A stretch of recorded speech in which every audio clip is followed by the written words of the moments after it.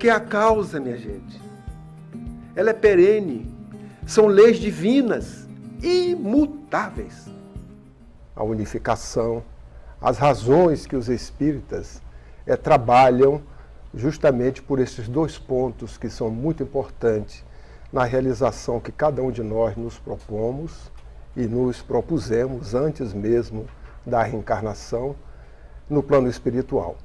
Não tenhamos dúvidas de que nós não estamos, por acaso, conhecendo a doutrina espírita e nem tampouco nós estamos neste trabalho apenas para atender necessidade dos homens, mas para atender às nossas próprias necessidades e num trabalho que a misericórdia do Pai nos concedeu para que nós pudéssemos, ao mesmo tempo que atendemos ao processo expiatório de reparação de cada um de nós, contribuirmos como corresponsáveis por um mundo melhor.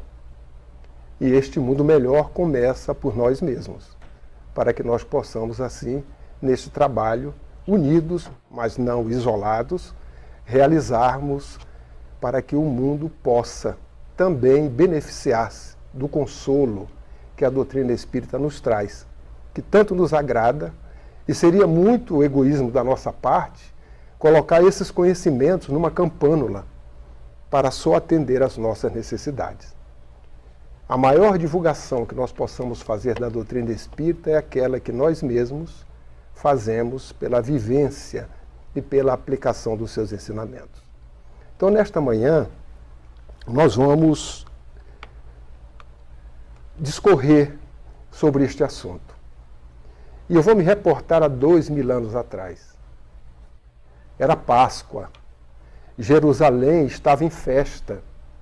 Era um momento de burburinho na cidade, principalmente porque naqueles dias já corria a ideia da traição de Jesus. Um grupo, ou grupos de pessoas, já estavam naquele momento em contato com Judas na preparação para o evento que transcorreria logo em seguida. E o Cristo já sabia de tudo isto, mas mantinha-se em paz, em tranquilidade. É naquele momento, no entardecer, que os discípulos, preocupados com a Páscoa, porque a Páscoa é um evento que o povo hebreu, por tradição, comemora até os dias de hoje. É um evento que conduz a uma lembrança de um passado, de um povo que esteve subjugado a outros povos pela escravidão, e no momento que Moisés conduziu esse povo ao deserto para uma nova terra, uma terra prometida, libertando ele do jugo dos egípcios. E a partir daí passou a ser um momento, um evento de muita importância, de renovação, de libertação, de liberdade para o povo hebreu. Então, naquele momento, os discípulos que estavam com Jesus perguntam a ele: mestre, aonde nós vamos comer a Páscoa? Porque a Páscoa ela se faz através de um alimento que tem uma certa tradição, aonde no alimento é previsto aquele pão, um pão diferente, um vinho, que é um vinho amargo, e ao mesmo tempo o carneiro, que tinha que ter os seus ossos, nenhum deles quebrados, mas colocado ao forno numa vara de romazeira, de romã, porque era uma tradição. À época, usava-se o sangue do carneiro para mostrar-se e marcar nas casas dos hebreus, na época em que os primogênitos eles eram decapitados ou degolados em função das tradições quando eram escravos. Então essa tradição eles vieram trazendo. E a festa, como até hoje acontece, ela se faria, mas estava Jesus e os discípulos, os apóstolos, e sem lugar para fazer isto. E eles perguntam para Jesus: mestre, onde nós vamos comer a Páscoa? Jesus destaca dois, destaca Pedro, destaca João, e naquele momento diz aos dois: vai à cidade, quando encontrares um homem com um cântaro de água, segue-o. Quando chegar na casa aonde ele adentra, diz ao anfitrião que o mestre, pergunta a ele onde o mestre irá comemorar a Páscoa. E ele vai lhe mostrar um salão, um local, aonde aí se fará a Páscoa. Ora, à época, Encontrar um homem com um cântaro de água era difícil, porque normalmente era quem fazia isso as mulheres. Daí a própria encontro de Jesus com a samaritana, né? Que ela estava buscando água no poço e aquele diálogo entre os dois. Mas eles vão. E ao chegar, encontram-se um homem com um cântaro de água. Segue-o, chega à casa. É importante salientar que, à época, Jesus tinha amigos. Tinha aqueles que simpatizavam com Jesus, não tinham coragem de dizer que gostava da sua mensagem, que aquilo trazia um acalento, um consolo para eles. E ficavam apenas na intimidade, observando. E esta casa, tanto que os evangelistas não contam de quem é, alguns dizem que era a casa de Marcos, etc., mas isso não importa. Era um desses amigos de Jesus, que sabia da sua pregação, da boa nova, dos seus exemplos, das suas curas, e admiravam. E no momento que ele tomou conhecimento que o mestre iria utilizar-se da sua casa para a Páscoa, ele naquele momento ficou muito exitoso, muito jubiloso, e preparou o melhor possível para que o ato acontecesse. Assim foi, e nos conta Amélia Rodrigues, num linguajar muito mais poético do que o meu, que aquele era um entardecer muito bonito, que ela tece a pintura que o Criador normalmente faz no nascer ou no entardecer de cada dia, nos trazendo as maravilhas que só a natureza mesma pode nos proporcionar. Era uma tarde muito alegre, e naquele momento Jesus, ali no diálogo, ao adentrar, ele tira a sua túnica, pega uma toalha, os apóstolos ali estavam, e naquele momento ele pega uma bacia, pega água, e faz aquele ato que todos nós conhecemos, que é o ato de lavar os pés. E ele começa, então, a lavar os pés dos discípulos. E quando chega em Pedro, Pedro diz para ele, não, mestre, o senhor não vai lavar meus pés, como sendo assim, não sou digno de lavar os pés. E aí Jesus diz para ele, se ele não deixasse lavar os pés, que ele não faria parte do trabalho que o Cristo estava realizando. E diz Amélia Rodrigues que naquele instante houve um silêncio profundo. E Pedro parece que acordou daquilo que estava dizendo, que na realidade era um médium, que nós observamos nas dissertações do Evangelho, um médium espontâneo, mas também muito firme, sincero, né? E naquele momento ele acorda e diz assim, não, mestre, lava os pés, lava as mãos, lava a cabeça, assim, me dá um banho, me lava todo. Naquele momento, né? E Jesus diz para eles que aquele ato eles não entenderiam naquele instante. Certamente, com o passar do tempo, iriam entender aquele ato. Quando Jesus volta para colocar a água, etc., eles já estavam conversando entre si e já esquecidos, talvez, do ensinamento, e já começavam a conversar um com os outros quem era o mais amado, quem era aquele que Jesus mais gostava. Aí o mestre, mais uma vez, aproveita para dar-lhes ensinamento. E a nós também, dizendo a eles que aquele que será o maior no reino dos céus tem que ser o menor aqui. Porque o que é maior aqui será menor lá. E a partir daí o diálogo é entabulado e Jesus, naquela ceia, naquela Páscoa, estava preparando-os para o futuro, porque era a última Páscoa.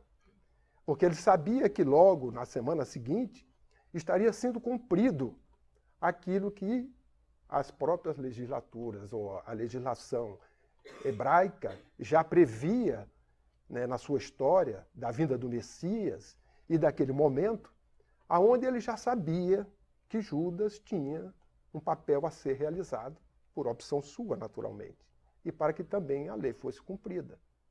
A partir daquele instante, Jesus começa a falar sobre praticamente a sua despedida e fala para eles de que um dentre eles iria traí-lo. E é nesse instante que começa quem, naturalmente, entre os 12, um perguntando para o outro, e João, que era o discípulo amado, querido, estava com a sua cabeça próximo ao ombro de Jesus. E naquele momento, alguém, ele pergunta assim, mestre, quem será? Aí o mestre diz, é aquele e que Jesus entregar o pão. Porque o ato da ceia é o pão o vinho amargo, molhar no vinho bebido, comer o pão e depois a ceia com o carneiro, né? E naturalmente com as iguarias naturais dos costumes do povo. E naquele instante, Jesus disse que era o que tirava o pão. Mas nesse instante ele molha. Quando ele molha, Judas levantou-se. E quando Judas levantou-se, pega o pão.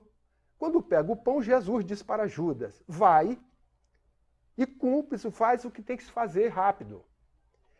Eles não entenderam porque, naquele momento, Judas era o que fazia as compras, era o que tinha o dinheiro, e eles imaginavam que Jesus tinha solicitado para ele comprar alguma coisa que estava faltando, ou fosse fazer algo, mas jamais imaginariam que o ato seria cumprido por Judas. E Jesus, naquele momento, usando da psicologia e do linguajar próprio, faz com que eles não entendessem e o Judas sai.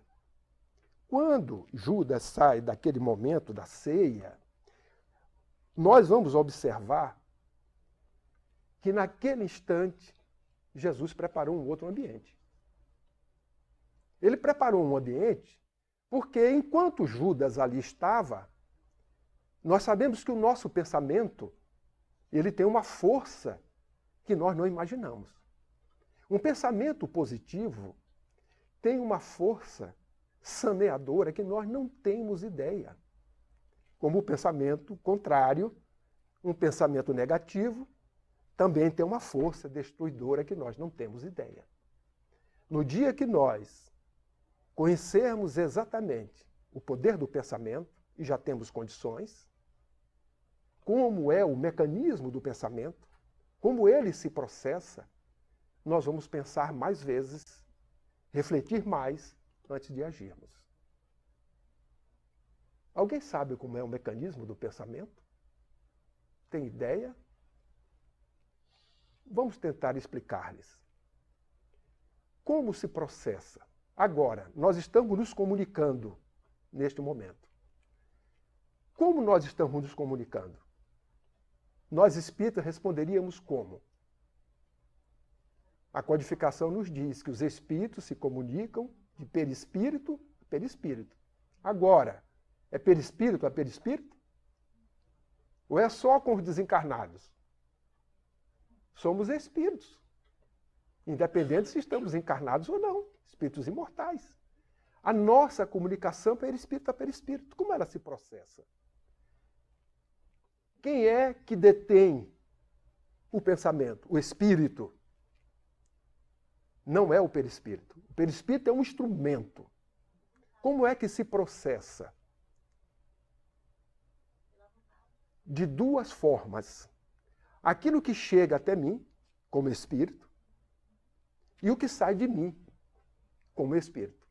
O que chega até mim vem do exterior, que pode ser uma sensação que eu tenha quando passo a mão em alguma coisa. O meu corpo sensorial, ele percebe as coisas que aqui estão, mas a sensação que eu estou tendo, que isto aqui é algo sólido e que é liso ou não liso, ou que é quente ou que é frio, não é o corpo que diz isto. Quem diz isto é o espírito. Os corpos são sensórios, são sensoriais para perceber as coisas que vêm de fora, para dentro. Então, dá um exemplo. Quando assim eu fiz, as minhas células todas do corpo material, corpo físico, que é este mais imediato, capta, isso é transformado em ondas e energias, que percorre os bilhões de células que nós temos, percorre todo o sistema nervoso central, ou o periférico, vai ao perispírito, que também que é um modelador do corpo, percebe estas coisas, e do perispírito, através do centro de força coronário, que é o ligado à mente que está no espírito, vai ao espírito, aí o espírito decodifica. Isso é quente, é frio, é rugoso, é liso, e me dá a impressão que eu expresso. Até aí entendido? Isso a ciência está, não estamos inventando nada, é o natural do que acontece. E como sai de mim para fora? O que é que acontece? Acontece que a origem do pensamento está na mente, no espírito. É o espírito que dá origem a isto. Ele impulsiona. E como é que chega até nós? Chega através de ondas, de frequências. As ondas são condutoras. As ondas conduzem o som, conduzem sentimento e conduzem também os nossos pensamentos. E na hora que o espírito pensa, esta onda ela passa ao perispírito, pelo coronário, percorre todo o nosso sistema nervoso central, passando pelo córtex cerebral, como se fosse um banho que nós tomássemos, percorrendo todo o nosso córtex cerebral, passa pelo sistema nervoso central, pelo periférico, de ambos os corpos, volta ao perispírito e a partir daí vai para o espaço. Tem aí entendido isto? Muito bem. Vamos lembrar de Jesus? Ele nos deu um ensinamento que nós devemos desejar ao próximo, que nós queremos para nós. Agora vamos fazer uma prática e eu vou utilizar meu amigo Marcelo. Marcelo é meu inimigo, porque eu assim o considero. Alguém falou de mim do Marcelo, ou falou a mim sobre o Marcelo. Ou eu soube que o Marcelo ganhou na loteria. O meu pensamento para o Marcelo é um pensamento de inveja, ou de raiva, de ódio, de algo que a minha mente coloca para o Marcelo. Mas a misericórdia divina, nesse processo, antes do pensamento sair ao espaço e direcionar-se ao Marcelo, ele passa por mim. Porque eu emiti o pensamento, percorreu todo o meu córtex cerebral, meu sistema nervoso, os bilhões de células, depois disso volta e sai para o Marcelo. Quando sai para o Marcelo, duas hipóteses. Ou o Marcelo assimila, ou o Marcelo não assimila. Se o Marcelo também nutre ódio para comigo, naturalmente é lei de afinidade.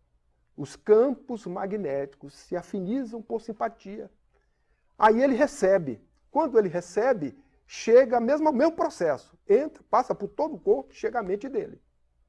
Quando chega à mente dele, ele diz, Godinho, ele aqui potencializa a energia. E manda de volta. Eu também, como nutro o pensamento de ódio, de raiva com ele, eu capto isso, porque naturalmente já vem. Chega em mim. Agora o que aconteceu é o seguinte, eu mandei para ele, lá no Brasil, a gente chama assim traque, aquela bombinha pequenininha, não é? Ele pegou aquela bomba e transformou no dinamite, porque ele potencializou. Eu que larguei aquele traque, aquela bombinha pequena, recebo de volta um dinamite. Entra no meu corpo primeiro, para depois eu decodificar aquilo que ele fez. E é um processo contínuo que vira um looping. Qual é a saída disso? O perdão. Não teu, é a caridade.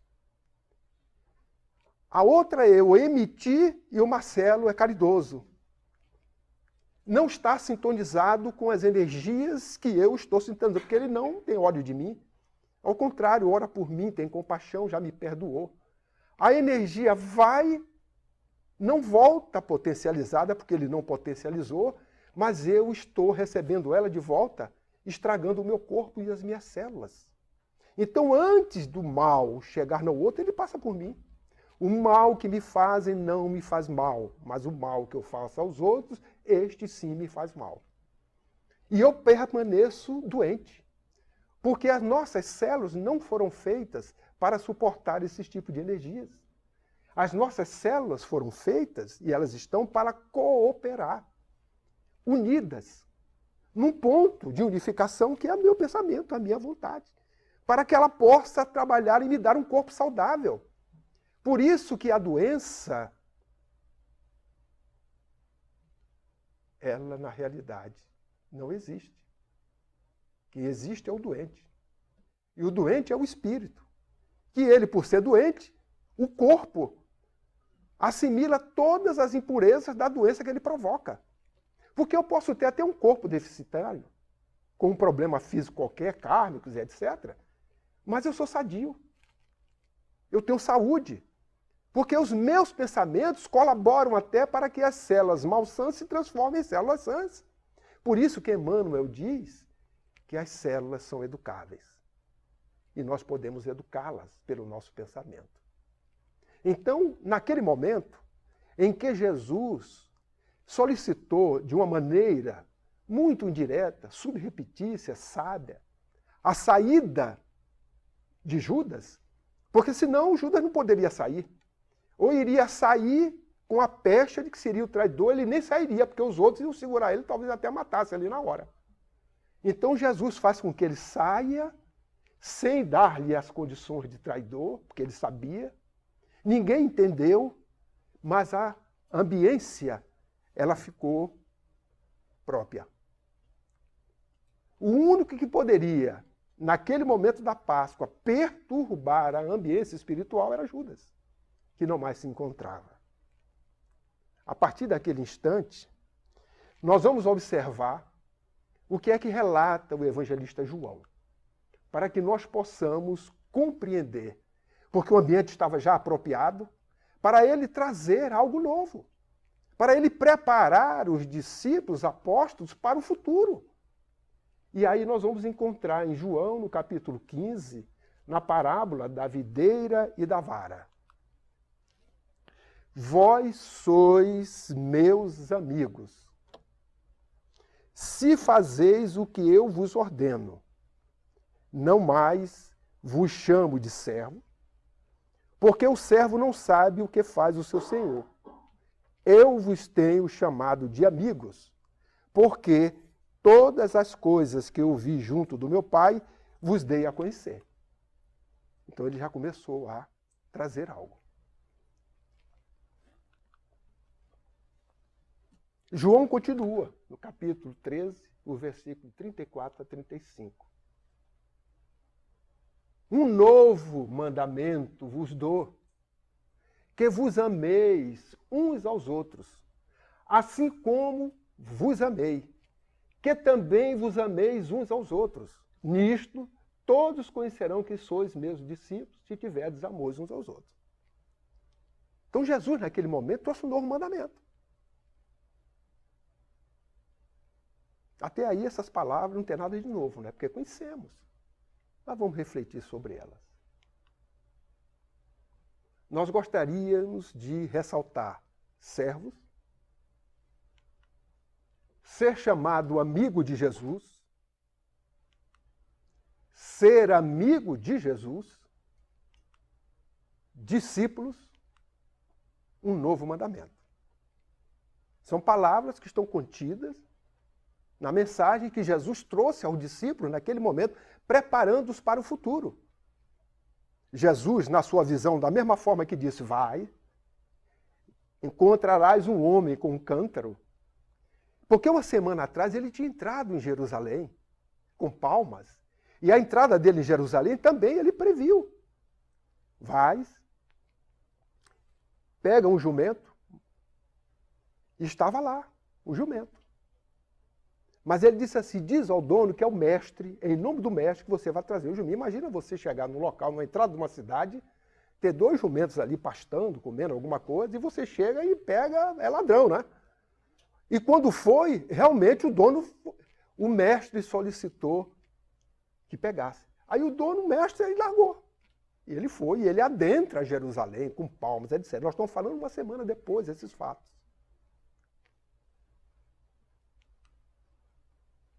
Emmanuel, no livro Caminho, Verdade e Vida, no capítulo 179, nos fala sobre um novo mandamento.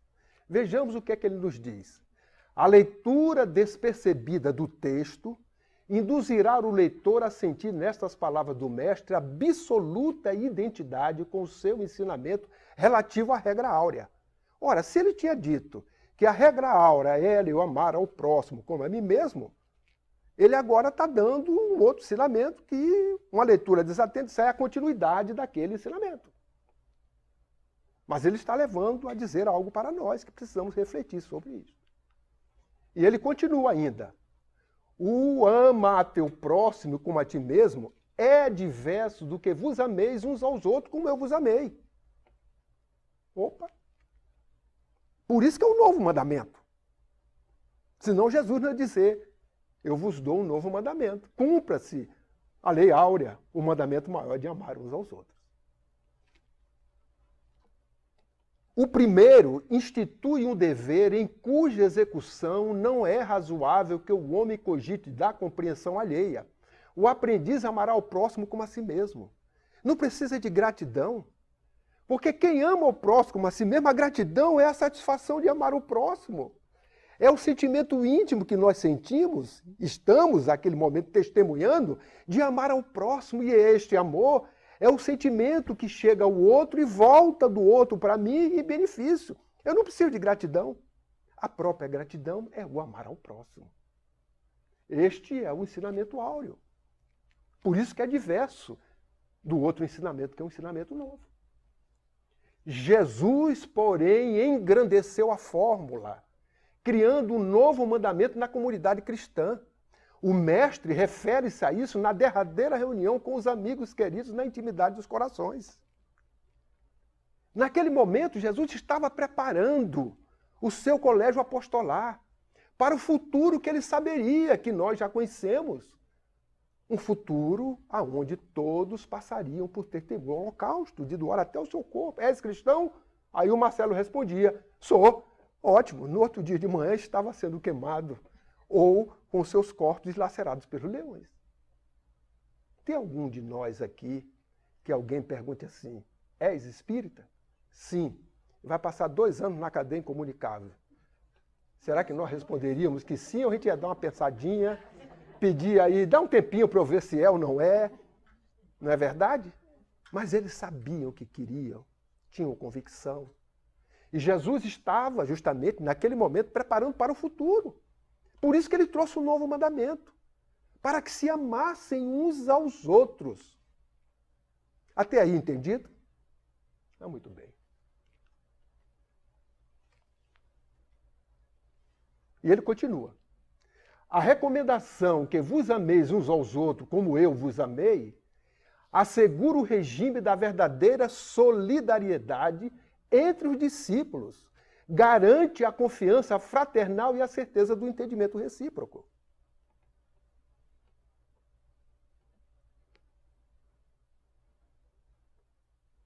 Até aí, tudo bem? O que é que eles estavam pedindo para os discípulos, para os apóstolos? Sejam fraternos. Se amem. Porque aí vem coisa muito séria. E se vocês não estiverem unidos, não estiverem se amando, não vão aguentar o vendaval. Se preparem. Vamos falar um pouco sobre o novo mandamento. O novo mandamento nos convoca à lei maior, a lei de amor, convocando os apóstolos a se amarem. Fala de reciprocidade. Porque eu posso amar o outro e o outro não me amar. Mas tem que o outro me amar. Para que essa reciprocidade nos fortaleça. Para que nós possamos assimilar a energia do outro e o outro assimilar a minha energia. E juntos, com as mãos dadas. És cristão? Sou. No outro dia, estarmos cantando hosanas e de repente vendo-se no plano espiritual os corpos dilacerados que eles nem perceberam, mas receberam as hosanas da recepção no plano espiritual. Fala de solidariedade. Se não houver solidariedade entre aqueles que se amam, falta alguma coisa. Mas, sobretudo, a mensagem fala da fraternidade universal. Aquelas palavras de Jesus não se resumiu a 2000 anos atrás ao seu colégio apostolar. Será que ela é válida para mim? Nos dias de hoje, 2000 anos?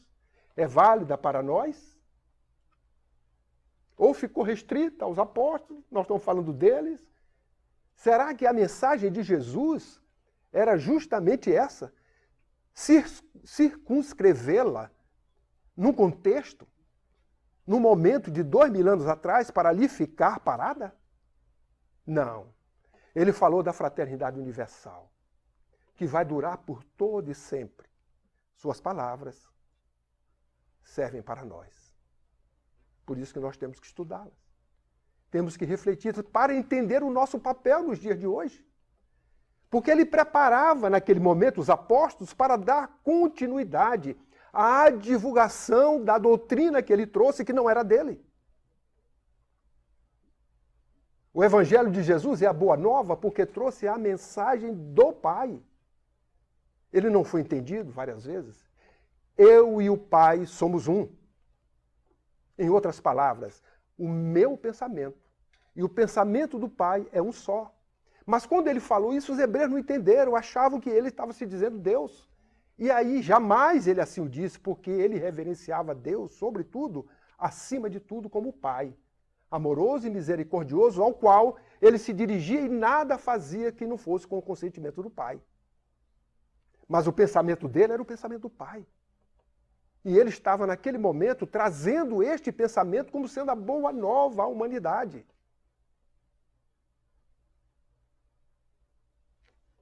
Não devemos esquecer de que o cenário em que Jesus esteve conosco é muito parecido com os dias de hoje. Corrupção, políticas, guerras, invejas, ciúme, desejo por poder, brigas internas. Poderei citar aqui um relatório enorme.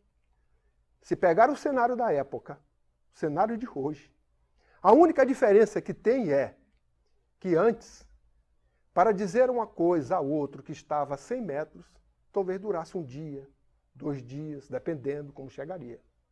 Hoje, aperta o dedo, segundos depois, a terra inteira sabe daquilo que está acontecendo. O que mudou? Tecnologia, ciência, que proporcionou à humanidade mais conforto, mais qualidade de vida. Mas os aspectos éticos morais, somos tão bárbaros quanto na época da barbárie. Crescemos muito pouco.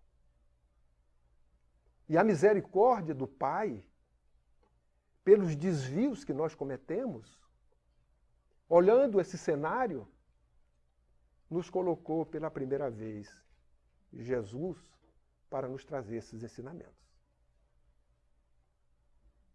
A partir daí, nós temos um mundo novo, uma boa nova, uma boa notícia, para que nós pudéssemos assim nos referenciar a ela.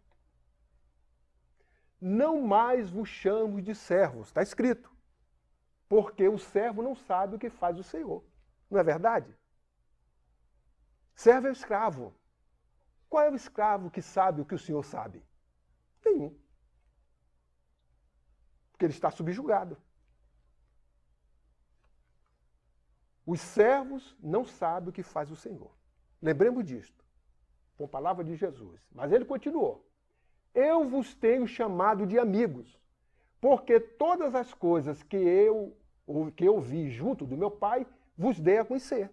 Opa, deixei de ser servo. Porque o servo não sabe o que o Senhor sabe. Se ele é o Senhor e nós sabemos que ele não pode ser servo. Por isso que ele diz assim, eu vos tenho chamado de amigos. Chamado de amigo, ainda não é amigo. Então, quem é chamado amigo de Jesus, conhece as coisas que ele ouviu do Pai. Nós poderemos ser considerados. Ser chamados amigos de Jesus. No menos, a gente tem conhecimento.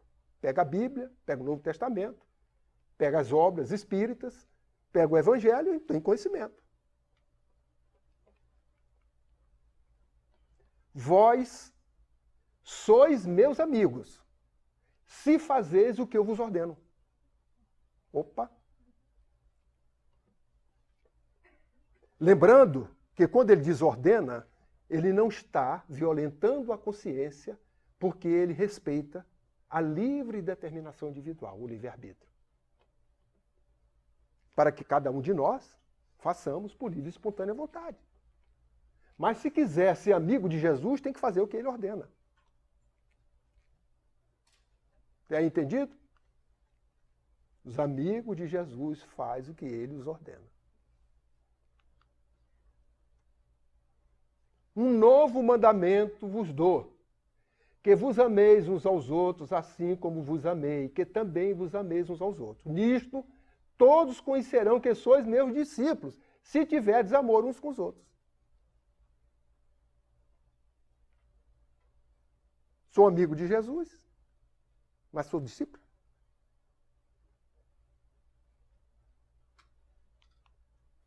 Os discípulos de Jesus serão reconhecidos se tiverem amor uns aos outros.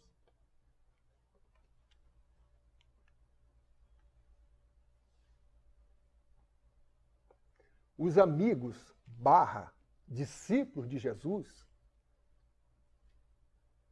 pratica a lei de amor conforme ele praticou, porque ele ordenou isso.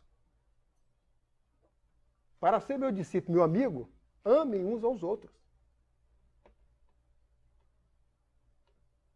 Será que eu sou discípulo de Jesus? Será que eu sou amigo de Jesus? Ou será que eu sou chamado amigo de Jesus? Ou será que eu sou servo de Jesus?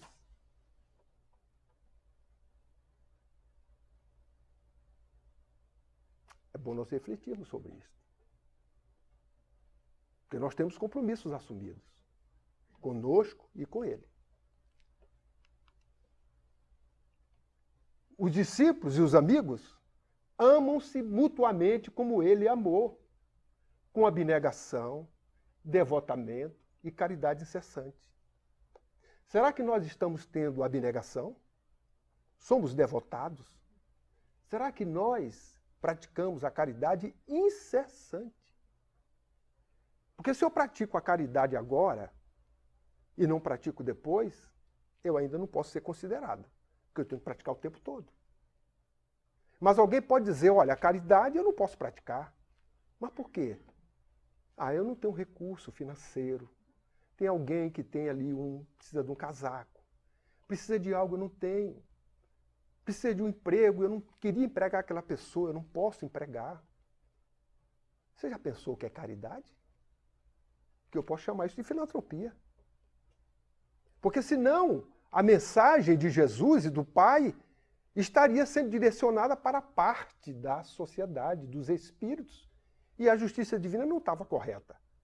Porque estava colocando espíritos sem poder cumprir as leis às quais nós devemos obedecê-las, que são as leis divinas.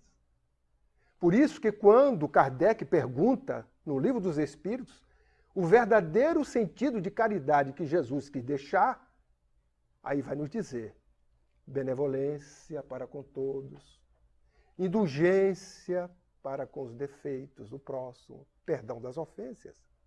Benevolência significa o quê? Boa vontade para com todos. Agora eu tenho boa vontade para com a Jussara. Mas daqui a pouco, a semana que vem, tem algo que eu não gostei, porque alguém falou da Jussara, ou a Jussara falou de mim, e eu não tenho boa vontade com ela. Estou sendo caridoso? Porque a caridade é boa vontade para com todos. Boa vontade todo mundo tem, não precisa de dinheiro. Uma palavra de conforto, um pensamento positivo. Abrir os braços para atender dentro das nossas possibilidades. Isso é boa vontade. Qualquer um pode fazer. Mesmo num leito de dor. Numa situação difícil. É a pessoa que quer ter boa vontade para com os outros. A indulgência é indulgere. É ser doce para com o defeito do outro. Porque o defeito é do outro, não é meu. E eu quero interferir no defeito do outro, que eu não vou consertar o outro. Por isso que eu vejo o cisco, esqueço da trave no meu olho. Porque eu estou olhando daqui para fora e estou esquecendo de olhar a viagem interior que nós ainda não fizemos. Olhar a mim mesmo, observar-me, para que eu possa, assim, trabalhar o meu interior para fazer o compromisso com Cristo, preparado como ele preparava os seus discípulos. E eu quero ser discípulo dele. Então eu tenho que estar preparado. Então eu tenho que raciocinar com essas coisas. Pratica a moral que ele pregou. Nós que desejamos ser discípulos de Jesus e amigos, estamos praticando a moral que ele pregou? Caminham como os discípulos cumprindo suas provas, suas missões, pelo caminho que ele indicou. Qual foi o caminho dos discípulos? Holocausto. E agora? Qual é o nosso holocausto? Os amigos espirituais dizem que o nosso holocausto é muito mais perigoso do que o deles. O deles era uma pergunta peremptória. És? Sou. Morre. Acabou. Pão, queijo, sim, sim, não, não. Nós somos testados a todo instante. És espírita? Minuto depois, és espírita? E assim a cada um. És espírita? No lar, na via pública, na casa espírita. Em qualquer lugar que nós estejamos, a nossa consciência está sempre nos cobrando. És espírita? És discípulo de Jesus? És amigo de Jesus ou queres ser chamado de amigo de Jesus? Ou queres ser servo de Jesus no sentido que ele nos colocou de não saber? Então nós não podemos ser nunca servo. Nós já sabemos o que é que ele nos trouxe. Então essa classificação a gente tira. E é muito mais perigoso porque nós estamos sendo submetidos a um constante teste no momento grave que passa a humanidade de transição. Onde nós somos alvos, somos focos. Naqueles reality shows que se tem por aí, né? Lá no Brasil é o tal do todo mundo sabe, o BBB, etc. Onde as câmeras estão direto em cima da gente, nos observando, para verificar a nossa coerência.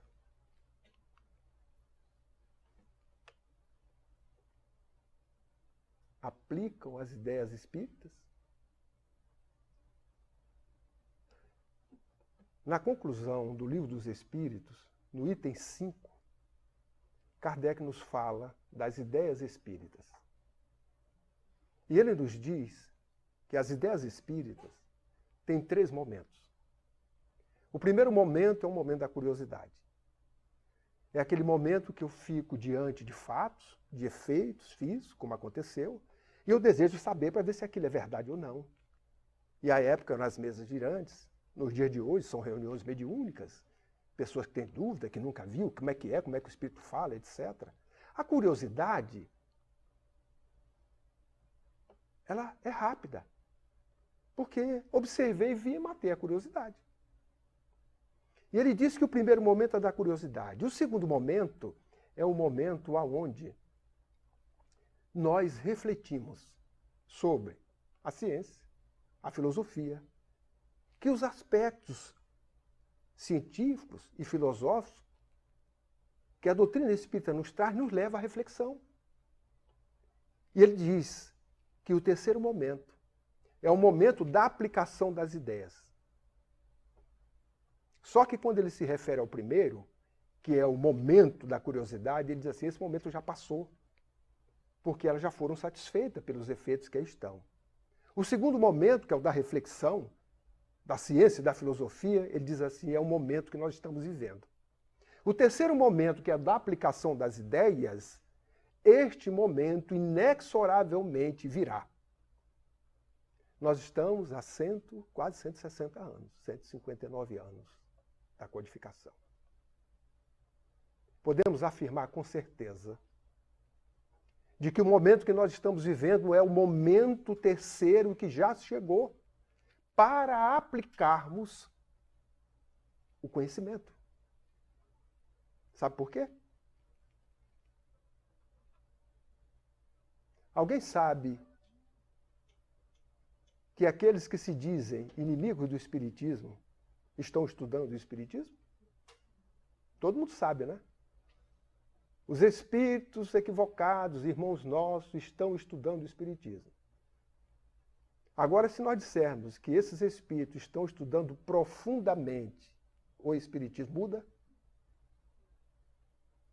Qual de nós estamos estudando o Espiritismo e qual de nós estamos estudando profundamente o Espiritismo? A doutrina espírita. Não estou falando outras obras, que não são complementares. Nenhuma obra complementa a doutrina espírita. As obras que existem desdobram os conhecimentos que a doutrina espírita traz. Mas quem de nós está estudando a doutrina espírita? Quem de nós está estudando profundamente a doutrina espírita? Ora, se aqueles irmãos nossos em humanidade, ainda equivocados, estão estudando profundamente a doutrina espírita, é lei natural, por afinidade, que os que estudam, ou os que estudam profundamente a doutrina espírita, estão afinizados com quem? Com aqueles que estudam profundamente a doutrina espírita. Está correto o raciocínio? Ou alguém tem dúvida disso? É por afinidade. São estudiosos. Detêm o conhecimento. Antes deles estudarem profundamente a doutrina espírita, os amigos espirituais, os benfeitores, olhavam para os mesmos, que eram estudiosos ou estudavam profundamente a doutrina espírita, e ficavam aguardando algo mais. Mas, como esses espíritos são bons, são espíritos nobres, obedientes às leis divinas, não violentam a consciência, não interferem no livre-arbítrio, fica aguardando o momento de nós darmos algo mais. Mas quando esses outros espíritos começam a estudar profundamente a doutrina espírita, eles continuam aguardando de nós a mesma coisa. Só que agora o nosso risco é maior. Porque antes eu não me afinizava com eles, porque eles não estudavam profundamente. Agora eles estudam, eu também estudo, então automaticamente estou conectado no linguajar que nós conhecemos. Só faltava o código Wi-Fi. Eles já descobriram o código, vou estudar a doutrina espírita. Na hora que pegar a senha, estudam, conectam automaticamente conosco.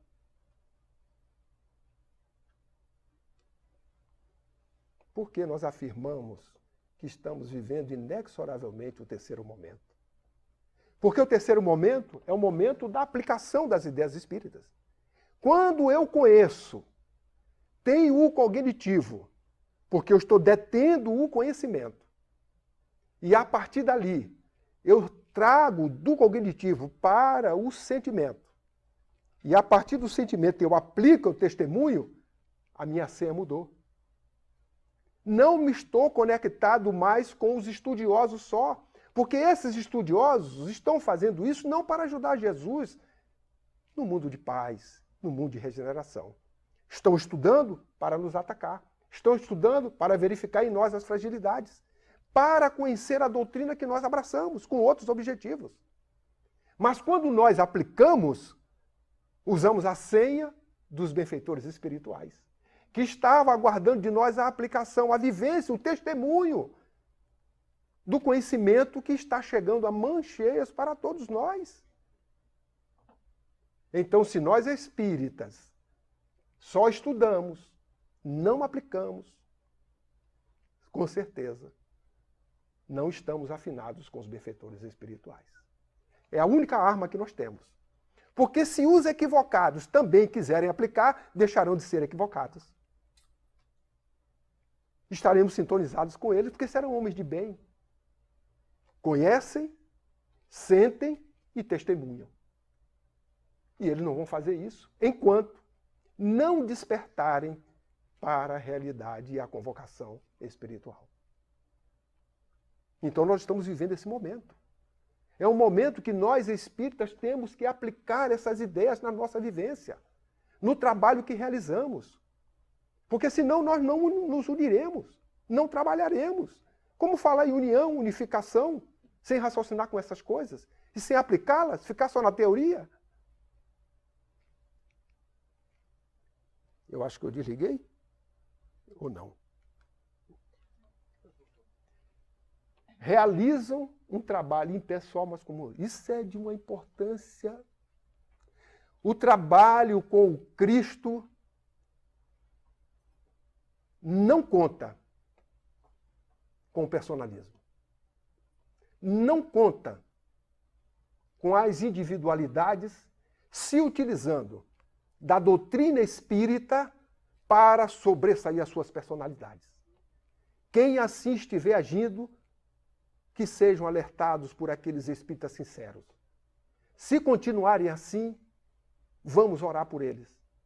Porque certamente, quando as suas consciências, no linguajar bem simples, cair a ficha, já é tarde. O trabalho com Cristo é um trabalho impessoal. Quem tem que aparecer é Jesus. Não somos nós. Quando nós aparecemos, Jesus se apaga. Se nós nos aparecemos, o Evangelho se apaga e aparece a personalidade. É um trabalho comum a todos, porque cada um de nós temos um compromisso com Cristo antes do nascimento. Ah, mas ou se eu sou presidente de tal lugar, mas eu não, sou trabalhador humilde. Jesus não conta com postos, não conta com cargos. Ele conta com trabalhadores sinceros e fiéis. Naturalmente, os cargos estão vinculados a encargos. E é necessário que, dentro das circunstâncias dos compromissos assumidos voluntariamente, porque nenhum de nós, Jesus nos colocou aqui para cumprir missão, nós voluntariamos-nos. Por isso que Emmanuel nos diz que nós somos escravos voluntários de Jesus, para não ficar com aquela ideia de servo que ele disse que nós não somos, porque nós já conhecemos. Mas eu optei, fiz a escolha, serei um escravo, um servo do Cristo no trabalho que ele está colocando a cada um de nós como corresponsável de trazer um mundo novo, um mundo de paz, um mundo de paz, um mundo de regeneração. E nós nos voluntariamos para isso.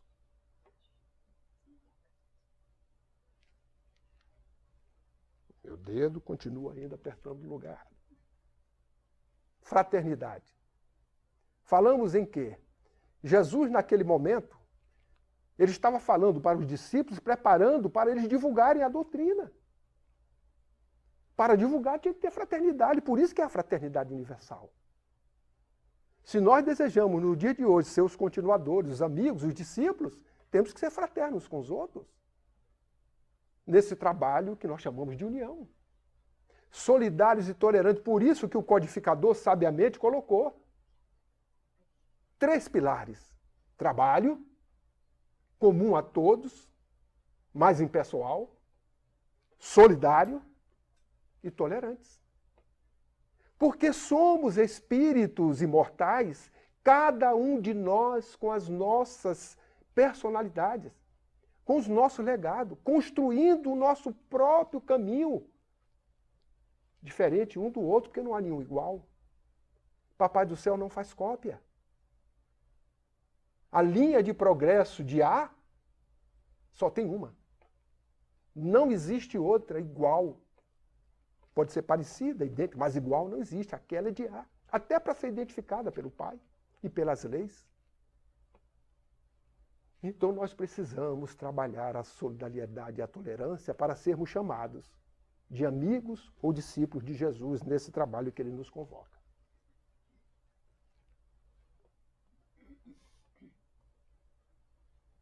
Se o discípulo ou o amigo não vivencia a união, deseja ser, mas não é. E ele preparou, naquele momento, daquele diálogo, o seu colégio apostolar para a união, para que vivenciasse a união.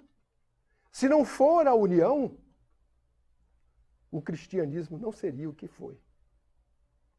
Não teria a sua pureza, a sua pulcritude dos 300 primeiros anos da nossa era. Porque depois que Jesus ascendeu, o que é que aconteceu? Os interesses. circuncisão, não é, segue, tem que estar, os interesses hebreus, pagãos. No primeiro encontro que teve, onde Paulo já participava, que foi um momento muito tenso, só a humildade de Pedro é que fez com que eles ficassem unidos. Senão, estariam divididos desde o início. E a missão apostolar não teria sido cumprida. Então nós pensemos sobre esse aspecto. Eu tenho mais intervalo, né? Porque, se eu não me engano, para dar um descanso ao pessoal, que eu já estou falando há algum tempo, e eu gostaria de... Posso continuar? Ah, então tá bom. Então tá ótimo. Eu esqueço do tempo, fico falando, mas ótimo. Então vamos continuar. Ora, se nós temos que vivenciar a união, vamos lembrar o codificador. O codificador, ele nos fala em Obras Póstumas, no item 2 dos cismas da Constituição do Espiritismo, algumas palavras que nós precisamos lembrá-la. Uma questão que desde logo se apresenta é a dos cismas que poderão nascer no seio da doutrina. Isso é o que ele estava vendo, sentindo. Estará preservado deles o Espiritismo? Será que nós estamos preservados de divisão, de cisma? Kardec já lembrou isso.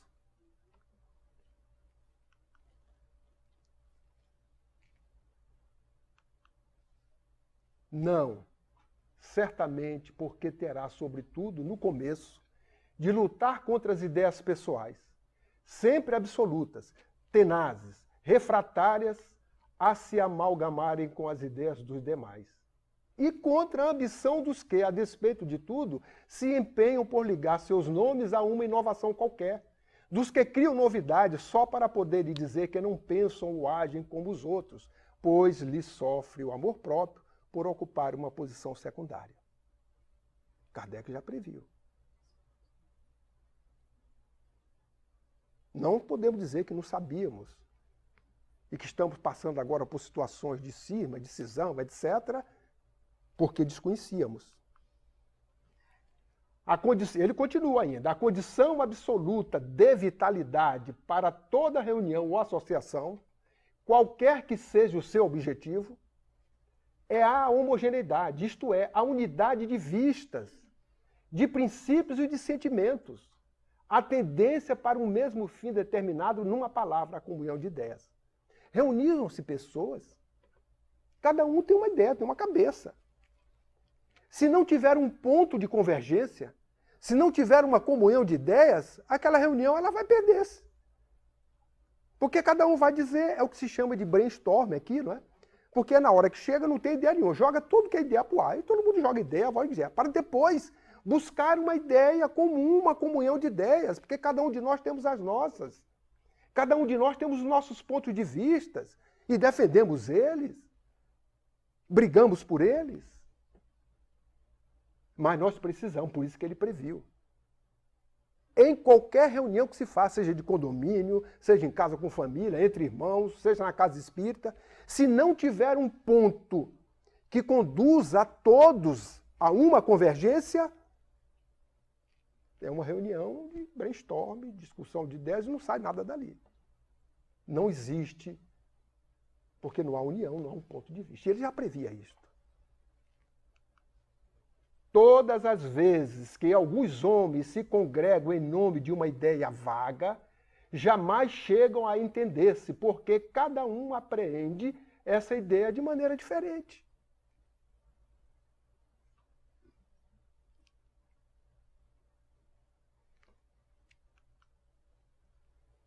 Vivenciar a união, ela tem algumas exigências.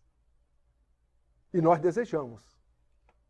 Para entendermos o sentido, o significado. O que é união, unificação? Todo mundo fala, eu estou inserindo nisso, será como é que eu participo disso? Não podemos esquecer a origem, a Gênese. Porque Jesus já falou de união. Ele nos unificou num ponto. Kardec veio já prevendo, também nos orienta a respeito. E eu, espírita, estou no centro espírita, E as coisas acontecendo no movimento espírita, falando de união, e eu estou por fora. É sinal que eu só estou estudando a doutrina. Eu não estou estudando a doutrina profundamente. O espírita que não entende movimento espírita é porque ele não está estudando a doutrina espírita profundamente. Porque eu estou mostrando para todos a base que eu estou buscando, eu não estou inventando nada. Está na codificação. E tudo está na codificação. Basta que nós estudemos, busquemos. Não é invenção nossa, do mundo, do século que nós estamos vivendo. Porque o Cristo conta com todos os trabalhadores. Se esses trabalhadores têm ideias, têm pontos, têm condições, por isso que um está num lugar, o outro no outro, mas o trabalho é comum para todos.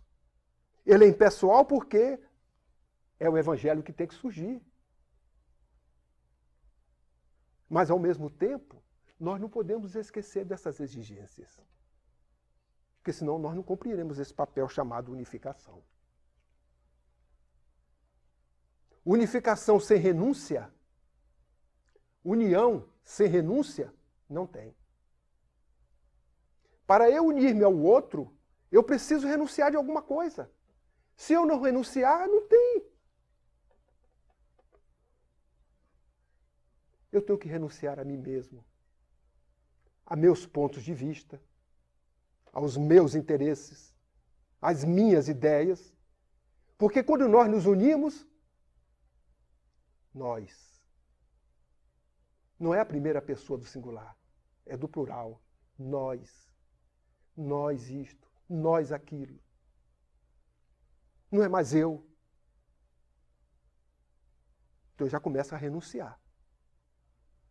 Porque a minha ideia, que era brilhante, quando chegou no trabalho de grupo e no trabalho de união, mesclou-se de outras coisas e a minha ideia foi perdida.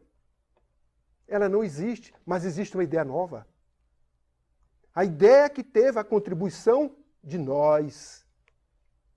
E aí eu defenderei nós, aquela ideia, e esqueci a minha.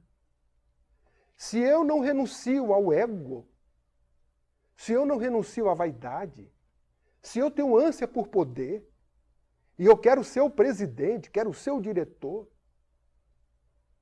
e o plano espiritual não conta comigo para ser presidente nem diretor, conta comigo para ser um colaborador. Mas eu volto ao passado, aos atavismos, porque o poder me fascina, e eu quero ser o poderoso. Brigo, luto, porque eu não renunciei. Num trabalho mais profundo que eu poderia fazer comigo mesmo. Já que o trabalho não é nosso, o trabalho é do Cristo. Desprendimento. Nós aprendemos com a união a desencarnar. Porque nós começamos a aprender o desprendimento das coisas. Para um bem maior. Desprender dos bens, se for o caso. Desprender das ideias que eu tenho, porque a ideia do conjunto é maior. O desprendimento de deixar de fazer certas coisas para, em nome da união, fazer aquilo outro que é mais importante. Priorizar as coisas de acordo com as nossas convicções. Não existe união sem essas duas coisas. Sinceridade de propósito e diálogo. Se eu tenho união e estou unido com o outro, eu tenho que ser sincero. Tenho que dizer para o outro aquilo que o outro talvez não gostasse de ouvir. Achando que eu estou com toda a razão. E de repente o outro ouve aquilo e me diz uma ideia, quando eu verifico sou eu que estava errado. Porque eu tinha uma imagem e a imagem dele era correta. Aí eu tenho que renunciar, desprender, tenho que perdoar. Mas teve que ter um diálogo sincero.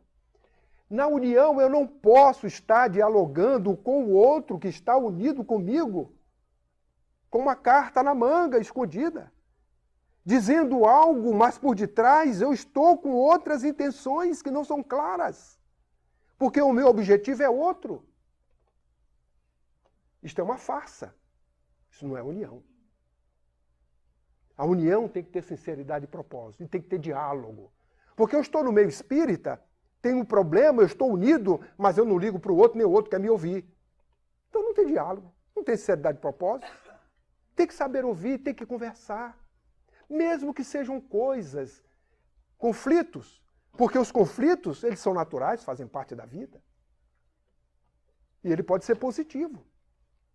No momento que uma ideia conflita com a minha, e o resultado daquelas duas ideias é algo melhor. Mas se não for encarado assim, o conflito ele passa a ser negativo e destruidor.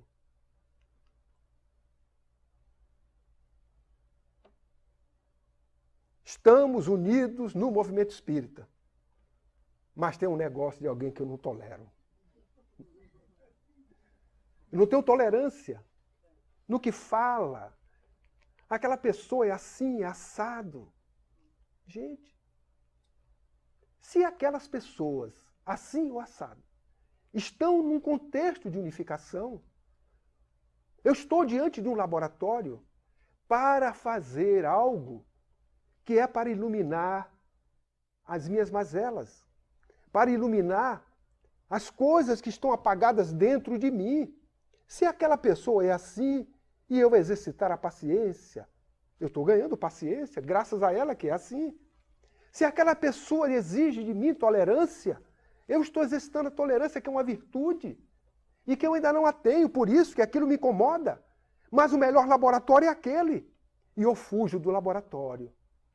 E depois, lá no meu recanto, oro ao Pai, pedindo ajuda, paciência, tolerância, etc. Eu não fui com o outro, como é que os outros serão comigo?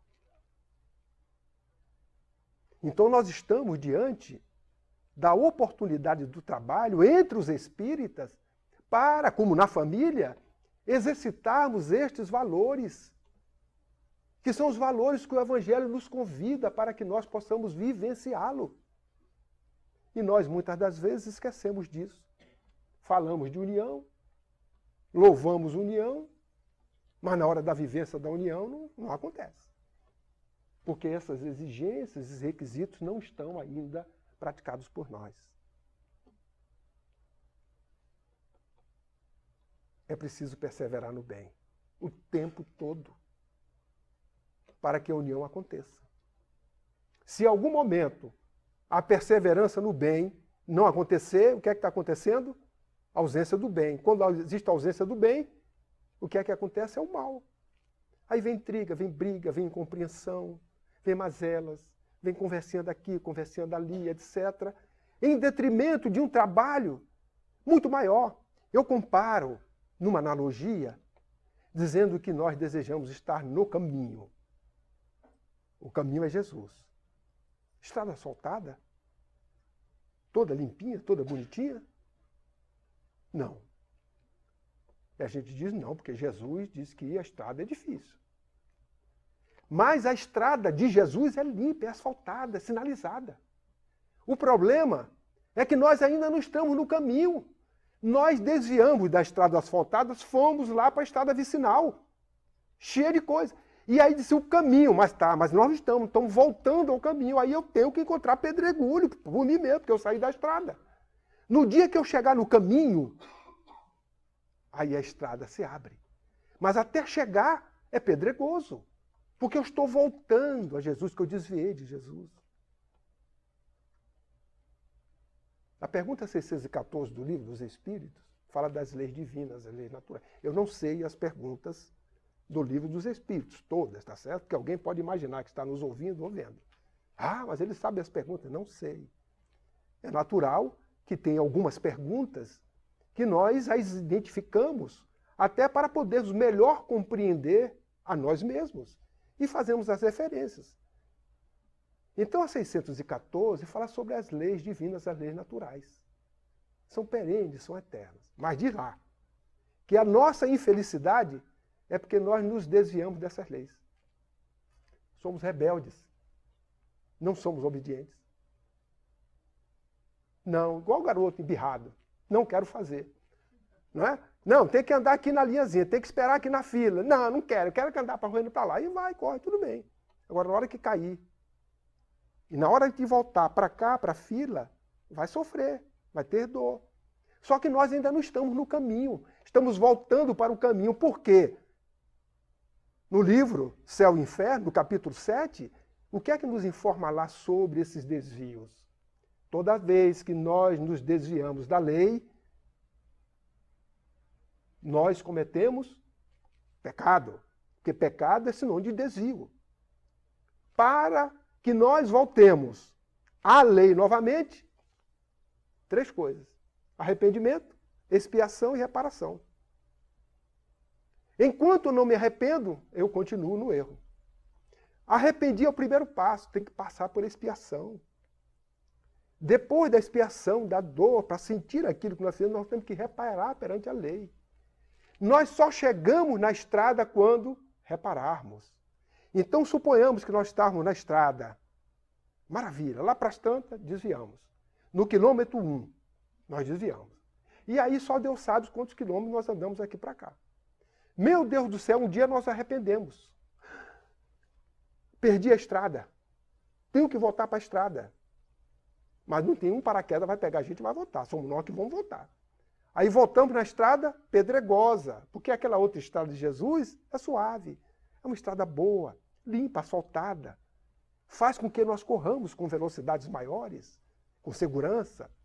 Mas naquela outra estrada eu vou ter que passar. Arrependi, expiar. Quando reparo, eu volto para o quilômetro 1. Eu não chego no quilômetro 1,1, não. Entrei no mesmo lugar da estrada. Vamos em frente. E vamos em frente. Se lá na frente eu fizer a mesma coisa, vou sair no quilômetro 10. Vai acontecer a mesma coisa. Só que a proporção que nós vamos evoluindo, esses desvios vão ficando mais perigosos para nós. Então essa é a realidade que nós estamos vivenciando. Todos nós estamos fora da estrada. Voltando para a estrada, por isso que o terreno é pedregoso. Por isso que a porta é estreita. Porque a porta de Jesus ela é larga. A porta que ele se referiu é a nossa porta, é a minha porta que eu construí para ser estreita. Porque a porta dele é bela, é do amor. É a porta de obediência às leis divinas, de felicidade.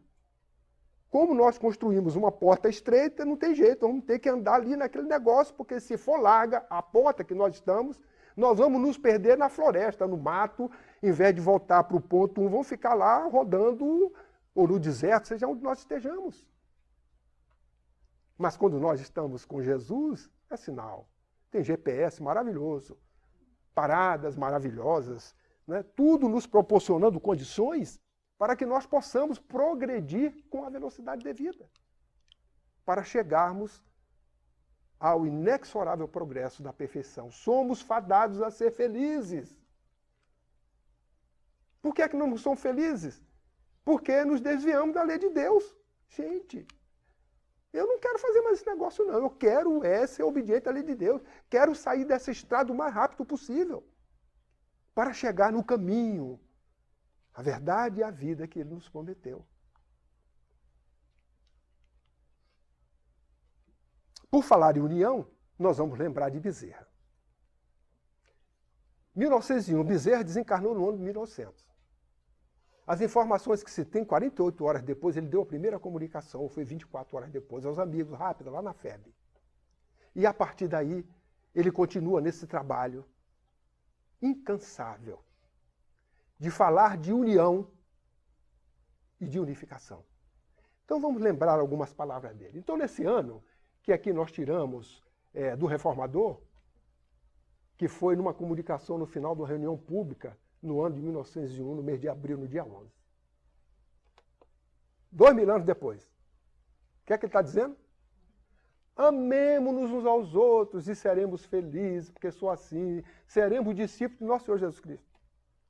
Meu Deus do céu. 2000 anos repetindo a mesma coisa. E nós repetente. Porque se não fosse repetente, não precisava repetir. E ele já começa lembrando Jesus. O novo mandamento. Está dizendo assim, olha, aquele novo mandamento ele falou na intimidade para os discípulos, preparando os discípulos para o trabalho de divulgação da doutrina. Ele começa em 1901, preparando os espíritas para a divulgação da doutrina com as mesmas palavras de Jesus. Amemo-nos uns aos outros. Um outro contexto. Mas o texto é o mesmo, que nós precisamos compreender isso. 1949, pulamos aí 48 anos. Chico Xavier, no Centro Espírita Amor e Caridade, na sessão do dia 14/5 de 49, em Belo Horizonte.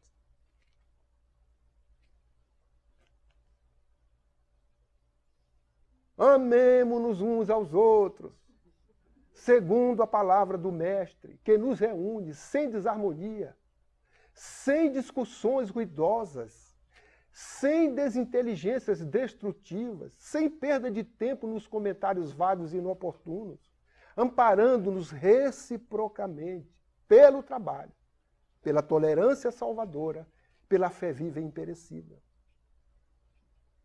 Meus irmãos, são 48 anos depois de pedir, porque se eu fosse tecer as outras mensagens desses 48 anos, seria algo aqui enfadonho. Mas nós precisamos refletir sobre isso. A paciência, o carinho, o amor desse Espírito, pela união, repetindo as palavras de Jesus, preparando-os nessa era nova para que nós sejamos aqueles trabalhadores para divulgar o Evangelho de Jesus nos dias de hoje. E alguém pode dizer, não, mas o aprendizado se faz por repetição. Então a gente tem que repetir para aprender, né? É uma explicação, mas não justifica. Porque o bom aluno, ele ouve uma vez, está tão atento, que a partir dali ele faz uma prova e tira 10. O aluno sofrível, o outro aluno, só vai na 10ª vez é que ele vai entender aquilo que foi, perdeu tempo.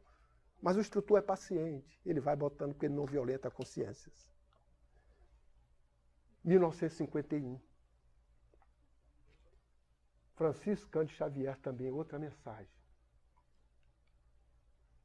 Espírito algum construirá a escada de ascensão sem atender às determinações do auxílio mútuo. Nós queremos evoluir. Todo mundo quer ir para nosso lar, quando desencarnar. Mas podemos ir ou não? Por que não podemos ir ao nosso lar? A lei divina não é a lei de justiça, amor e caridade? Será que a lei divina vai tratar um espírito que viveu a vida procurando pautar-se no bem? Aí ele desencarna e a gratidão é a ausência do bem? A lógica, a justiça diz. E se no plano espiritual é por afinidade, e ele viveu a vida toda praticando o bem, é um homem de bem, ao desencarnar ele vai para ser um homem do mal? Vai para as trevas? Vai para o umbral? Ele vai para o local que merece, o local compatível de um homem de bem. Se é nosso lar ou qualquer outro nome, não interessa. Mas é porque ele plantou, enquanto hoje, o agora, aqui é o futuro da onda que ele vai surfar na linguagem comum. Então nós queremos ir para nosso lar, vamos fazer agora. Vou começar a comprar o primeiro tijolo da minha casa lá. Não, a primeira planta. Já começamos a falar com o engenheiro. Qual é a casa que eu quero? Essa daqui. Quantos bônus hora custa? Quando pode começar agora? Pode. Então comece. Quando chegar lá, pelo menos já tem um alicerce. Só falta botar o resto das coisas. É impossível isso? Estamos falando balela? Não, gente.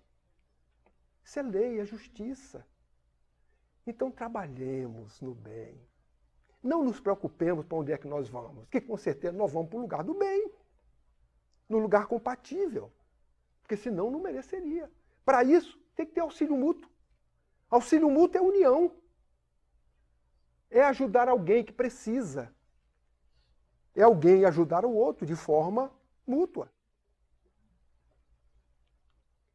63. Chico Xavier, mais uma vez, na reunião da Comunhão Espírita, no mês de abril, em Uberaba. O serviço da unificação em nossas fileiras é urgente, mas não apressado. Uma afirmativa parece destruir a outra, mas não é assim. É urgente porque define o objetivo a que devemos todos visar. Mas não apressado, porquanto não nos compete violentar a consciência alguma. Os espíritas sabem disso. A gente sabe isso de cor. O serviço de unificação em nossas fileiras é urgente, mas não apressado. Uma afirmativa parece destruir a outra, mas não é assim. É urgente porque define o objetivo. Ele vem falando de união, de união, de união. Aqui ele já demandou a urgência da unificação. Por que isto? Não há unificação sem união. Se é um step, um degrau, para nós atingirmos, não é primeiro unificação, depois união. É união, depois unificação. Por isso que ele vem falando de união, de união, de união, de união. 62 anos depois, ele está dizendo, agora é urgente a unificação. Por quê? Porque os espíritas certamente já estavam unidos. Em 1949 foi o Pacto Áureo no Brasil. Formou-se o Conselho Federativo Nacional. O movimento espírita já estava unido, já estava formado. Está na hora da unificação, porque estavam dispersos. Se fizermos uma comparação, era assim. Suponhamos que cada um de nós que aqui estamos seja um casa espírita, um centro espírita. Estávamos assim, cada um com a seta, voltada para 360 graus. Um para lá, outro para cá, outro para cá, outro para cá. Cada um com as suas ideias, suas opiniões, interpretando as coisas como achava, fazendo o que queria. Por isso que Bezerra, naquele momento, foi um marco, antes e depois dele. Porque naquele momento ele buscou a união dos espíritas e, em consequência, a unificação do movimento espírita, das casas, que precisavam colocar suas setas numa mesma direção. E aí deixou-se de ter, vamos dizer assim, 360 graus para você ter uma direção como se fosse um tubo, aonde ali todos os elétrons estavam caminhando numa única direção. Qual é essa direção?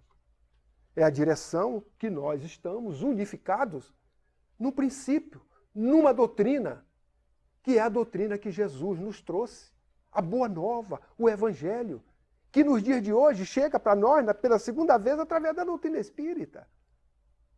Então, quando nós estudamos, quando nós praticamos e nós divulgamos a doutrina espírita, cada um de nós, cada casa, cada um de nós, fazemos isto de acordo com as peculiaridades, as questões geográficas, o local onde nós estamos, mas todos estamos estudando, todos estamos praticando, todos estamos divulgando a mesma coisa, a Boa Nova, o Evangelho, a doutrina de Jesus. Isso é unificação. Mas para fazer isso, precisamos estar unidos. Porque unidos eu aprendo um com os outros agora. Estão reunidos aqui o Movimento Espírita da Flórida. O que é que nós estamos fazendo? Aprendendo. Não porque eu estou aqui ensinando nada, mas nós estamos refletindo. Porque estamos unidos. Os que não estão unidos estão perdendo este momento. Não que esse momento seja importante pela minha pessoa, mas pela ambiência espiritual. Porque quando nós nos unimos, vai conosco o plano espiritual que conosco trabalha. Por que vai? Porque este é um trabalho que não é só dos encarnados, é de ambos os planos da vida. É um trabalho de parceria entre os desencarnados e os encarnados. Então, quando eu saio em nome da FEB para fazer alguma coisa, eu tenho uma plena convicção, não por meu mérito, mas pelo mérito da casa, pelo trabalho que está sendo realizado, que os amigos espirituais nos acompanham. Vocês têm dúvida? Que quando vocês vêm aqui, os mentores da casa, os trabalhadores da casa também não vêm? Se vêm, o que é que eles fazem? Fica apreciando a gente falar, a nós ouvirmos? Nos inspiram, nos intuem, mas com certeza realizam no plano espiritual reuniões, aonde planejam, aonde verificam o caminho do movimento espírita, as coisas que irão acontecer no futuro, para que nós, como instrumentos na dimensão material, deamos as condições para que eles possam nos inspirar, possam nos dar condições a que este planejamento, que não é nosso, é do alto, se faça na nossa dimensão. Então, uma reunião como esta, que é da união, e unificados no mesmo propósito, não pensemos que estamos aqui com a quantidade de pessoas, que no plano espiritual não existe uma quantidade muito maior do que essa. Com certeza, eles se reúnem em atendimento. Quantos espíritos estão por aqui sendo acolhidos? Quantos espíritos estão sendo despertados para esta realidade no plano espiritual? Não temos ideia. Também não é interesse, porque esse papel é deles. O nosso interesse é da qualidade do trabalho que nós fazemos. A quantidade fica por conta do plano espiritual, que utiliza-se de recursos que nós não sabemos. De auditórios que pega 50 mil pessoas, 30 mil, 5, seja quantas forem, dependendo da necessidade. Engenheiros siderais que constroem, como nós construímos, em determinado local, numa rapidez enorme, mudando uma praça para um show, para um evento, qualquer coisa. E aí aquela praça está completamente diferente, porque as pessoas colocaram as barracas, as coisas, de repente, numa outra face nova. Terminou o evento, tira aquilo, acabou. Será que no plano espiritual também não é possível construir anfiteatros para acolher espíritos necessitados, pelas vibrações que se emana, pelas preces que se faz, pelos estudos que se realizam? Então não esqueçamos disso. Ainda nesta mesma mensagem, Jesus é o mesmo hoje, como era há 2000 anos, restaurado na palavra consoladora da doutrina espírita. Ele nos conclama a união dos corações para a unificação dos postulados em torno do ideal. Meu Deus, para que mais clareza do que isso? Nós estamos esperando o quê? Qual é a dúvida que paira sobre nós, os espíritas, para sermos unidos? Do plano espiritual, nós não encontramos vacância ou falta de zelo para conosco. Nós estamos sendo convocados. Jesus está dizendo, olha, vocês que assumiram o compromisso, estamos aqui, vamos trabalhar, vamos fazer.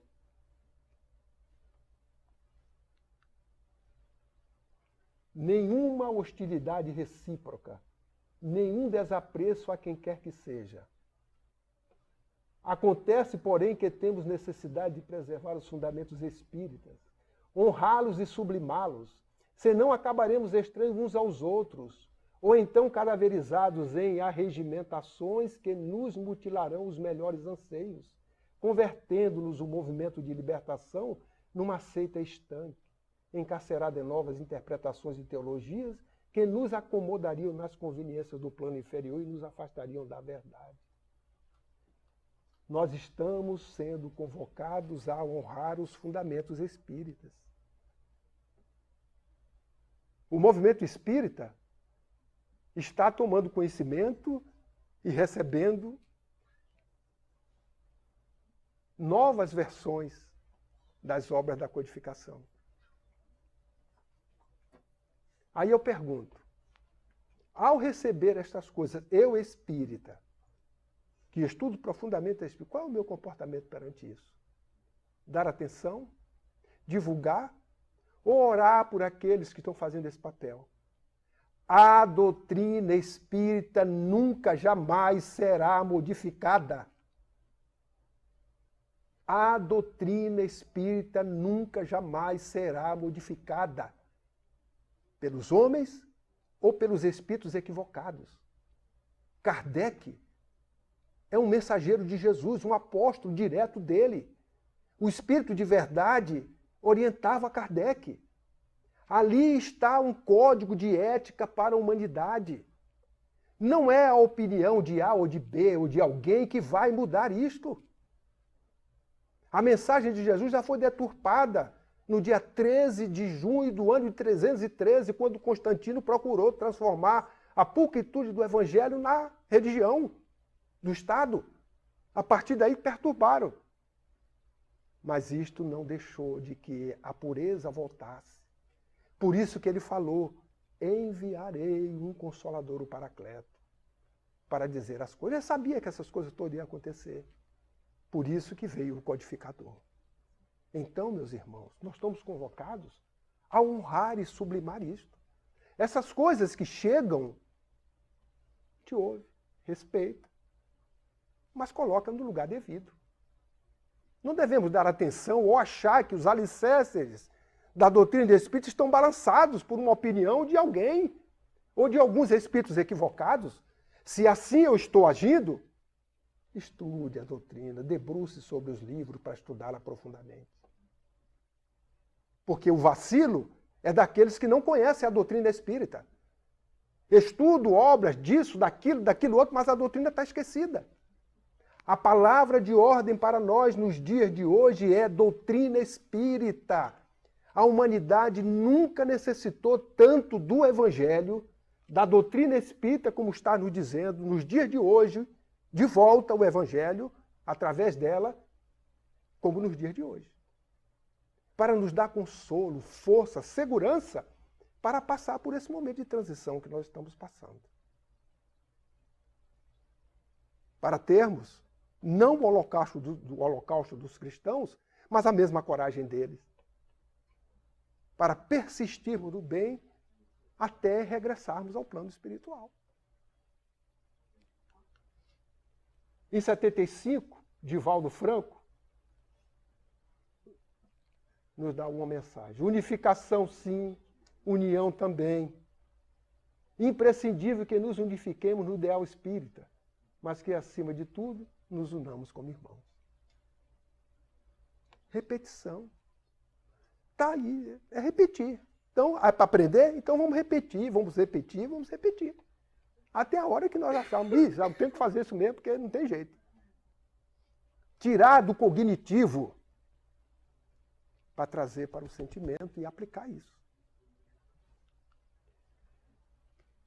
Continua, recordemos na palavra de Jesus que a casa dividida rui. Todavia, ninguém pode arrebentar um feixe de varas que se agregam numa união de forças. É por isto, espíritas, meus irmãos, que a unificação deve prosseguir, mas a união deve vigir em nossos corações. O que é que nós estamos fazendo disso? Nós estamos ruindo a casa, porque estamos dividindo. Só se ouve dizer, olha, o movimento espírita, a casa tal, dividiu para lá. Outro dividiu para lá. E quando você vai olhar, é porque esse daqui queria criar, ser isso, o outro estava querendo. Aí você observa as causas, as querelas, são todas subjetivas. São todas de personalismo. Esqueceu-se da doutrina para evidenciar-se. Quando a evidência de si, dos seus interesses, não são atendidas, não renunciou. Aí divide. Aí começa uma confusão que está acontecendo no mundo inteiro. Mas está acontecendo por quê? Porque os espíritos obsessores estão atacando? Não, porque nenhum espírito obsessor ataca alguém se alguém não der sintonia para ele. Se ele quiser e eu não quiser, não tem obsessor. Agora, se ele quiser e eu quiser, aí tem obsessor. Agora eu quero, ele não quer, mas de repente ele olha em mim e tal, aí ele passa a ser porque eu estou obsidiando ele. Lembremos de André Luiz, Rio de Janeiro, entra num bar e observa uma pessoa fumando e um espírito alimentando-se do hálito do fumo. Num apartamento, uma pessoa tomando uísque, como diz assim, aquele cowboy que não tem gelo, não tem nada, né? E que se alguém tomar no estado normal deve queimar, não sei, porque eu não tomo. Mas aquilo descia como néctar. Mas naquele momento, a simbiose dos perispíritos, desencarnado e do encarnado, era difícil até dele saber quem era quem. Porque ele já estava alimentando a vontade do outro, não era dele. E ele fazia tão espontâneo que já pegava a bebida, botava e tomava sem perceber. Assim são os outros hábitos nossos. Então, nenhum espírito obsidia o outro se o outro não der condições. É uma lei de afinidade.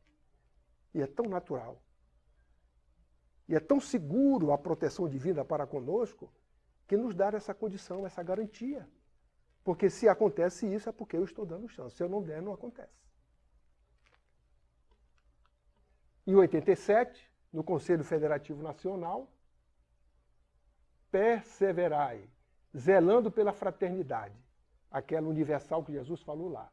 Pontificai na união, para que a unificação de propósito e de identidade espiritual permaneça sem qualquer alteração. Repetindo, alguém pode dizer, não, mas aí começou em 1987, teve gente que nasceu naquele ano, com 70 morreu, já são os outros que estão chegando. Né? Alguém pode buscar 1000 explicações. Mas as lições permanecem, porque nós estamos estudando lições do Evangelho de 2000 anos. E o princípio é o mesmo. 89, Divaldo, no encerramento do Congresso Internacional do Espiritismo. Jesus é o mesmo de hoje, como era há 2000 anos. Restaurado na palavra consoladora da doutrina espírita, ele nos conclama a união de corações para a unificação dos postulados em torno do ideal da verdade. Mesma coisa, repetir. 2014. Neste momento de desafio e de conflitos de todo porte, é natural que surjam divergências, opiniões variadas, procurando melhor metodologia para o serviço da luz. O direito de discordar, de discrepar, é inerente a toda a consciência livre. Mas que tenhamos cuidado para não dissentir, para não dividir, para não gerar fossos profundos ou abismos aparentemente intransponíveis. Ideias contrárias? É válida. É até positivo. Nós, no movimento espírita, jamais devamos tomar qualquer decisão que seja de divisão. Pensemos nisso. Para que nós possamos manter firme a união. É claro que, dependendo das condições, nós fazemos uma análise do que é importante para a causa e o que é importante para a casa. E a partir daí tomamos e deliberemos algo, sem ferir essas duas coisas. Mas sem ferir jamais a doutrina espírita, a causa a qual nós abraçamos, que é o nosso roteiro. É quem nos guia, quem nos consola, quem nos orienta.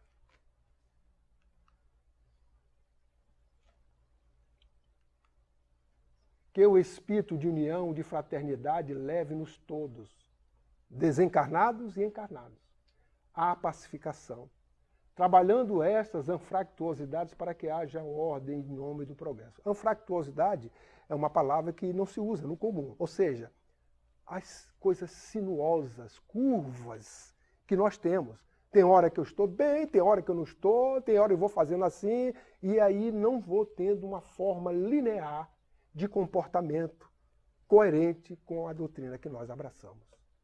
Então, isso é recente. Mas continua, que o espírito de união, de fraternidade nos conduza.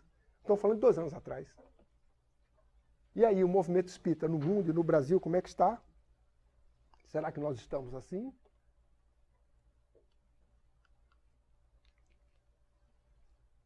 Emmanuel nos fala: trabalhar pela unificação dos órgãos doutrinários do Espiritismo é prestar relevante serviço à causa do Evangelho Redentor junto à humanidade. Quer uma terra feliz, de paz? O que é que eu posso fazer por isto? Está aqui. Trabalhar pela unificação. E eu estou na casa espírita e não estou trabalhando por ela. E estou sonhando com um mundo de regeneração.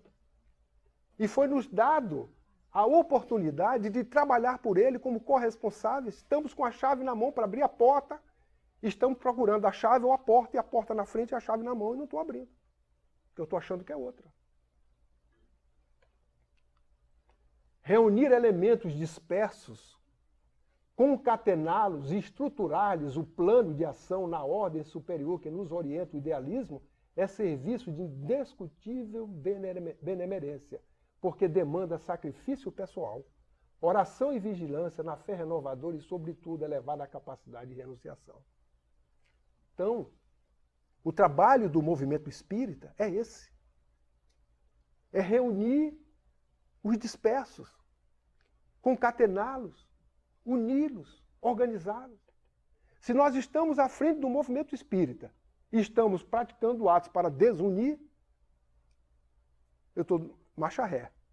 Mas marcha ré, o carro continua com a frente voltada para o lugar, não é? Não é nem de marcha ré, eu virei as costas. E estou andando no sentido contrário. Porque o objetivo é este. Os que estão dispersos, nós devemos envidar esforços.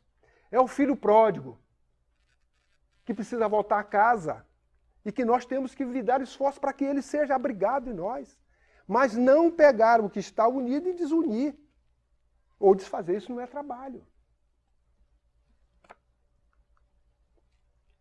Trabalhemos, pois, entrelaçando pensamento e ações dentro dessas diretrizes superiores da confraternização substancial.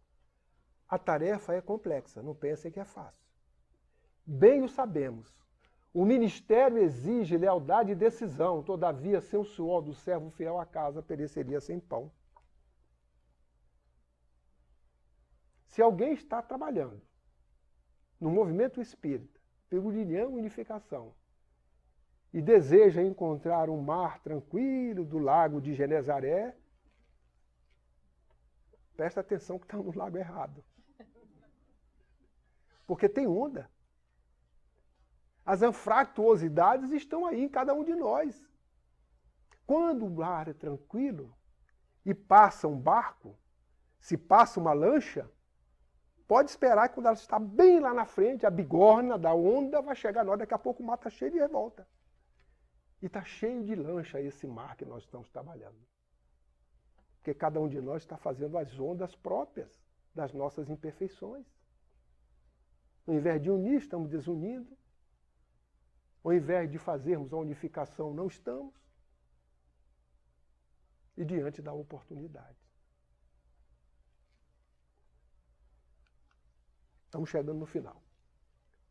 Lembremos de que a vitória do Evangelho, ainda não alcançada, começou com a congregação de 12 aprendizes, humildes e sinceros em torno de um mestre sábio, paciente, generoso e justo, e continuemos, cada qual de nós, no posto de trabalho que nos compete, atentos às determinações divinas da execução do próprio dever. Aqui não está dizendo que continuemos, cada qual de nós, na presidência, na direção da casa. É no posto de trabalho. O varredor da casa espírita, aqui nos Estados Unidos a gente não varre, passa aspirador. Não é? Aquela coisa mais. Mas tem locais que a pessoa pega na vassoura. É um posto de trabalho. Limpar a casa, varrer o prato, trazer a comida, como estava ali, alguém trouxe. Aquilo ali foi a união. Se eu estiver errado, vocês me corrijam depois. Para chegarmos uma mesa lauda, fraterno, sorriso, o abraço. Isso é união. A bem de quê? De um propósito. Hoje é sábado. Sábado é o dia de descanso, segundo alguém diz. Não é? Não se trabalha. E nós estamos trabalhando. Mas sábado também é dia de compras. Sábado também é dia de passeio. E onde é que nós estamos? Estamos trabalhando. Porque já fazemos uma opção. Sabemos o que queremos. Por isso que os trabalhadores são poucos. E vão continuar poucos ainda durante muito tempo. Então essa consciência nós não devemos perder. Quando falar de união e de unificação, não pensemos só que as casas espíritas estão se reunindo com um objetivo ou outro daquilo que aparece. Ih, fulano brigou, fulano não quero nem saber disso. Esqueçam as pessoas. Busquem a essência das mensagens que tem dos compromissos, porque é isso que nós estamos seguindo. Nós, no movimento espírita, não estamos para atender as pessoas. Nós estamos para atender um compromisso do alto que nós assumimos com o Cristo. Mas alguém pode dizer, olha que petulância, assumiu com o Cristo? Sim, mesmo de forma indireta. Porque ele conta com cada um de nós. Não esqueçamos que a Terra, na contagem dos homens, tem 4,5 bilhões de anos. A contagem é nossa. Se naquele momento do Big Bang, que é a teoria mais voltada à realidade, Jesus foi alçado, a partir de agora você é espírito crístico, 4 bilhões e meio de anos, Cristo, Jesus. Só aí. É o suficiente para nós, diante dele, zelarmos pelo seu nome. Não falar em vão. Ter o respeito. É uma palavra que tem um magnetismo. Ou não?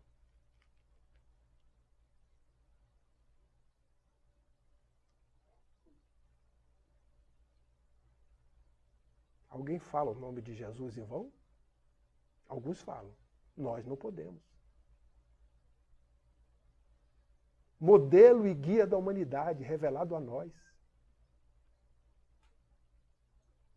Naquele momento, o Pai cuida desta humanidade. Na simplicidade, na ignorância, e conduz à angelitude.